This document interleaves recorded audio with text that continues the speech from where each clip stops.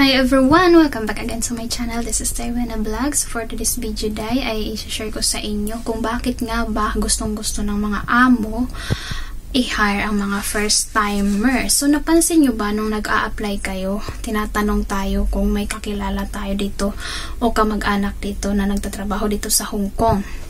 Napansin nyo ba yun? At minsan kung sinabi nating meron, tuturuan tayo na sabihin na wala. So ayan, itong mga ilang rason kung bakit gusto nila na wala kang kakilala o kamag-anak nagwo-work dito. So para hindi kayo magaya sa kababayan natin, ito, may nabasa na naman akong post na pwede nating kapulutan ng aral or idea kung ano nga ba ang mangyayari sa atin pag ganito ang sitwasyon natin na madatnan dito sa Hong Kong. So ito, pa-advise po sana ako at patulong kung ano ang gagawin ko po dito sa amo ko. Gulong-gulo na po ako. Natatrauma sa ugali ng amo ko. Start po ako sa work September 16, 2023. Until now po. First timer in Hong Kong. Pwede ko po ba i-complain sa amo ko kahit pumayag po ako nung interview niya. Ako na wala day off, pero bayad po. Hanggang ngayon po kasi wala ako day off at never niya ako pinapalabas ng bahay. Di ko naman in-expect na ganito gusto niya. Hanggang wala day off at walang bawal lumabas. Walang freedom, nakakakulong lang sa loob ng bahay, lack of rest. Hawak pa niya mga importanteng documents ko tulad ng passport, visa, contract. Iwas lang daw sa pag-uutang ng mga bangko.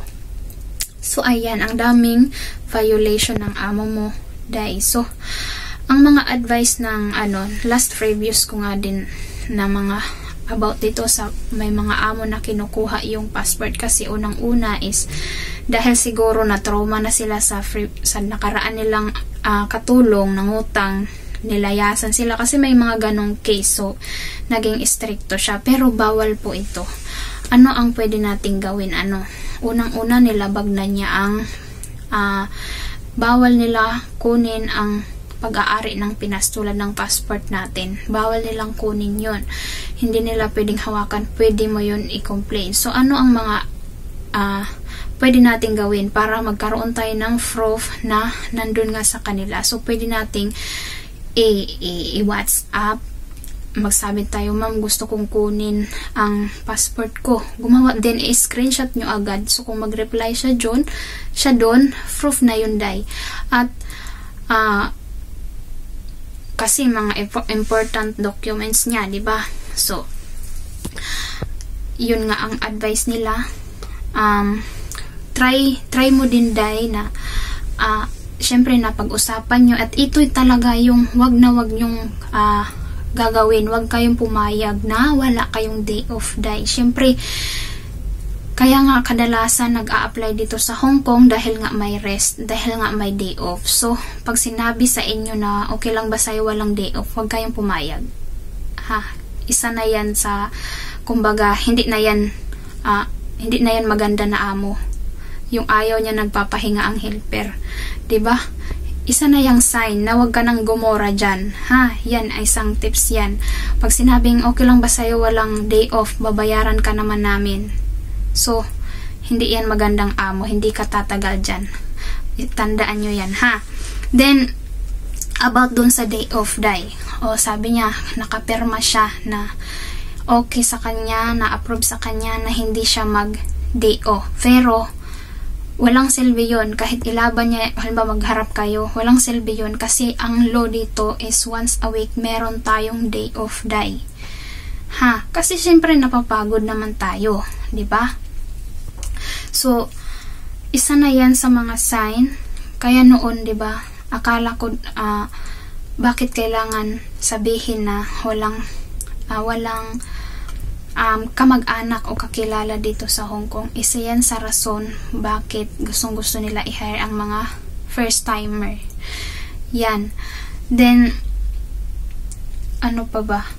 Yung lack of rest. Yan nga, sa interview pa lang ayaw na nagpapahinga yung katulong. Wala talaga yan. So may ilalagay ako dito na pwede nyong tawagan ang mahingian ng tulong. So, halimbawa, pag kinausap nyo, amo, napapagod ako, i-explain nyo yung side nyo na gusto nyo magpahinga. Siyempre, tao lang din naman tayo. Then, kung na-explain nyo na kahit bigyan na din natin kasi nagkasunduan nga kayo ng hindi ka mag-o-off. So, twice a month, pakiusapan mo. So, kung pwede sa WhatsApp ka or kinausap mo siya, mag-record ka, patago lang syempre. So, para may proof ka. Kung halimbawa hindi siya pumayag, pwede ka mag-complain sa labor. So, may ebidensya ka, may laban ka. So, ilalagay ko dito yung yung mga pwede nyong tawagan na makahingi kayo ng advice, lalo na kasi pag first time wala ngang kakilala dito, mahirapan talaga tayo. So, may mga ilang comment din. Bawal po na sa kanya lahat ng documents mo, and about sa day off, kung open-minded naman si amo mo, kausapin mo po siya para paano ko po makakapadala sa Pinas kung wala kang day off. Minsan pa lang po ako nakapagpadala sa Pinas, sahod ng September, October at November. Nung first week ng November, lumabas po ako kasama ang amo. Pumunta ng bangko, tas siya nag-fill up ng forms. Grabe, parang wala akong karapatan sa sarili ko. Bawal din makipag-usap sa ibang kapwa Pinoy. Ang mali nung una pa lang, nag-agree ka about no day off, pero try mo tumawag sa labor, sila makapag-advise sa'yo kung ano mas magandang gawin, lalo na bawal na hawak nila lahat ng documents mo, sis. Tsaka dapat alam natin ang karapatan natin, magsabi ka sa amo mo pero in nice way, baka sakali makinig. Ito, nagsabi po ako about day off. Sabi po, bibigyan ako 5 hours na pahinga, pero sa kwarto lang, hindi talaga papalabasin sa bahay. Nakaka-apekto talaga sa mental health. Yes, totoo. Pag ganito, lalo may pasip-sip na kasama sa bahay, yun lang.